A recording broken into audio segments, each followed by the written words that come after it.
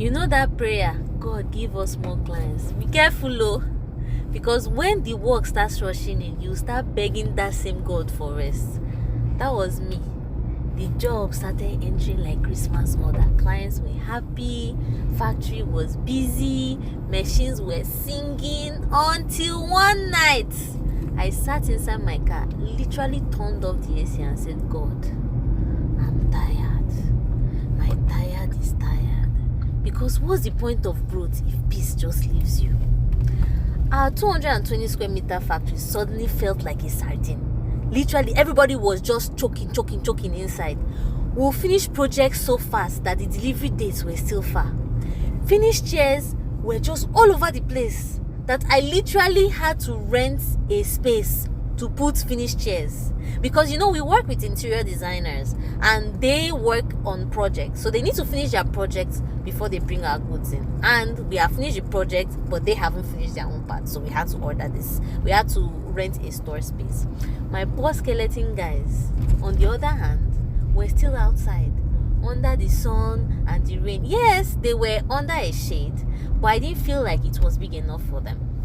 I couldn't take it anymore, so I went to my landlord, very kind man. I said, sir, please, I want to add more space. He said, okay, Rosa. So he said, okay, right? It's supposed to be easy. I should have danced. And don't get me wrong, honestly, I should have danced, but I was scared because expansion sounds sweet until the rent reminder comes in. Expansion meant I had to hire more people, so I had to double the upholstery department. So we went ahead to hire new upholstery people, double the team, right? Boom, K-drama started in the factory. So what had happened was, the people we hired are people that have worked with us before, and they left, to look for greener pastures, and I don't know, they came back again. Maybe they liked the work environment here because we're not toxic people. Yeah, I'll pride myself about that. So these people used to work with us before, and when they were working with us, the current head of upholstery was under them, but they left, and the head of upholstery became better and better, and then became the head of upholstery. So they now came back, and as they came back, the guy is now above all of them. Do you see? And when that happened, big K-drama in the factory. They did not want to hear him talk. If he just enters where they are working, they will just throw face. If he says 1, they will say 10. So you can imagine the pepe in that department. The look they used to give him, if I could sack person, they would have sacked my head of upholstery. Every small correction was war. And because of this, there was a lot of friction in the upholstery department. And if that wasn't enough, I now had to travel to see my boyfriend.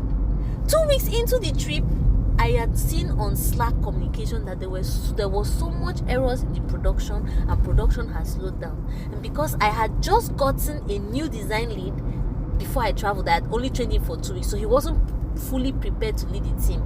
So there was all these errors. With all this delay and mistakes going on, I now said, I have to reroute my flights 2 weeks earlier than I should have. Thank God for my boyfriend who helped to reduce the load of the ticket. Unless, how will company accounts pay for? If I tell you how much, the money I paid for my ticket to reroute it was the money I paid to go and come back. So when I got back, I went straight to the factory. As I reached the factory, I just met wahala, wrong design, wrong measurement, wrong everything. That night I just told Agatha, I think I should just sell this company. Even though she laughed, I didn't, because the problem was not that we were broke. The problem was not that we didn't have jobs. The problem was that the people's hearts wasn't in it as I wanted it to be. The first 2 weeks I came back, my sleep was gone. If I'm lucky, I get 3 hours of sleep. I stress snacked, I was adding weight.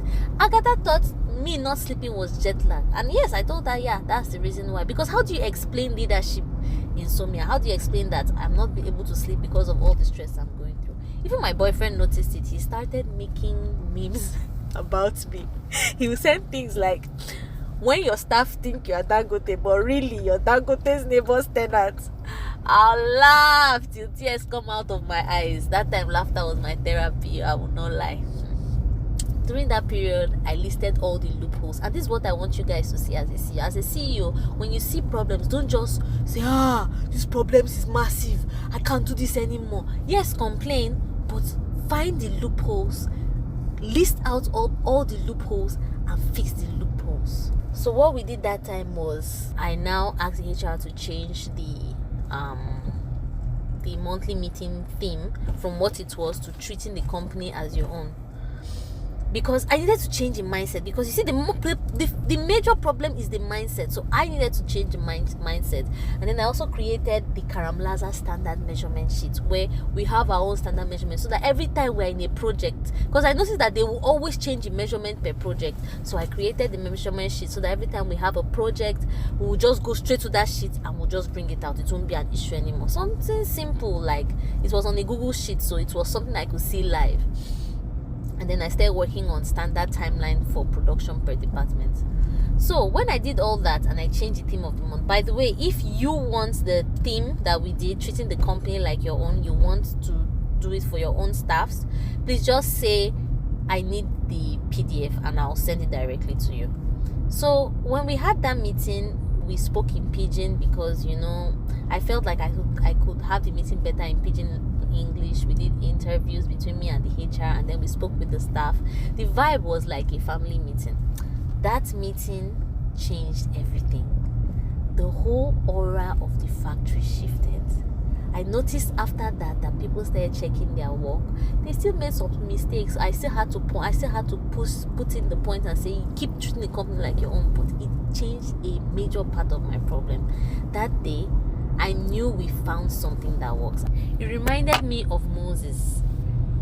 This man just wanted to lead people to the promised land, right? Next thing, complaint was just everywhere. Something that was supposed to take a few days to get to the promised land took 40 years to get there. They also had loopholes in their processes, starting with their attitudes. But after they got to the promised land, I believe that they were stronger and better, and a better community than they were when they started out the journey, right? At some point, Moses told God, I can't carry all these people alone. And I felt that in my chest, because this CEO seat is not a chair. This CEO seat is a gym membership. Every day you are lifting something heavy. If you are not lifting staff issue, you are lifting process adjustment, or you're lifting expectations, or you're lifting structure, or sometimes it's even your mind you're trying to lift. But somehow God always gives me wisdom fast, and I know He will give you wisdom too if you just ask. 2 weeks later, the noise calmed down and I began to sleep better at night. So if you're watching this and your answered prayer is now your biggest headache, breathe in, breathe out. Don't panic. Growth does not mean punishment. It just means God trusts you with more. Take you one day at a time. You see this problem, it will pass and new wisdom will come, and another problem will come again. It is an endless loop. Even Jesus said, in this life you will always have troubles, so cheer up. My name is Rosa. I build things, I lead people, but deep down I'm just a girl trying to make sense of the blessings she prayed for. Ciao, and see you on the next episode of Lead Her.